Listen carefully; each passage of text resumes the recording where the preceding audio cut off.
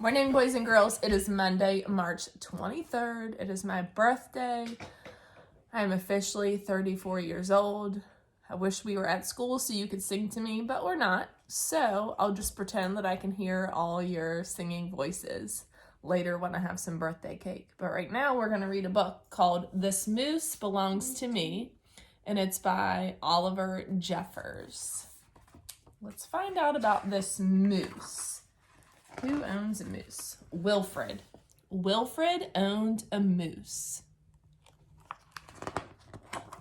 He hadn't always owned a moose. The moose came to him a while ago, and he just knew that it was meant to be. He thought he would call him Marcel.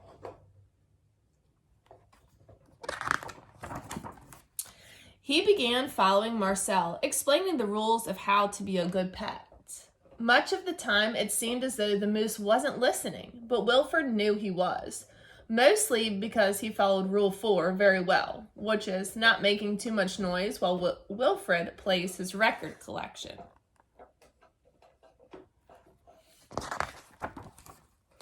Sometimes the moose wasn't a very good pet. He generally ignored Rule 7, going whichever way Wilfred wants to go.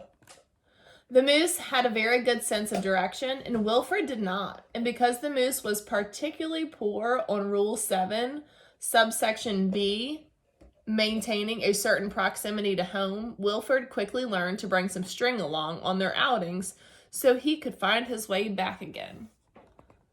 Maintaining a close proximity to home means not going very far away. Staying close to your house so you know how to get back. He's got some string. Sometimes the moose was an excellent pet. He had no trouble with Rule 11, providing shelter from the rain. Or Rule 16, knocking down things that are out of Wilfred's reach. Wilfred's speech bubble says, "Good work." One day, as Wilfred discussed their plans for the coming year on a particularly long walk, he made a terrible discovery. Look at these thinking bubbles coming out of Wilfred. They're going to travel in a barrel in the ocean, Wilfred and Marcel. He made a terrible discovery. Someone else thought she owned the moose. Says, "Rodrigo, you're back." Wilfred was dumbstruck. This moose was Marcel, not Rodrigo. The old lady was mistaken, and Wilfred thought it only proper that he correct her. "This moose belongs to me," he explained. And to prove it, he called Marcel. "Heel," that means come here.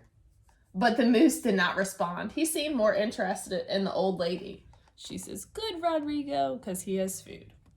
She has the apple for him. Embarrassed and enraged, Wilfred rushed off for home. Fine. But in his haste and miles from anywhere, he tripped over his string and got tangled up. And there he lay. Wilfred was beginning to get a little bit worried. It was getting late, and the monsters would be out soon. Oh no. He had just ruled out the last of his options when along came the moose. Look at his options in his thinking bubble. How he's gonna escape.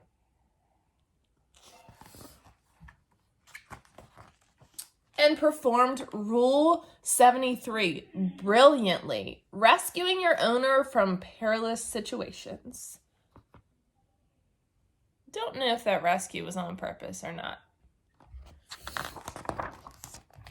All was forgiven, and perhaps Wilfred admitted he never really owned the moose anyway. He's ripped up his name tag there. With that in mind, he and the moose reached a compromise. The moose would agree to all of Wilfred's rules. Look at him right there. The moose would agree to all of Wilfred's rules whenever it suited him.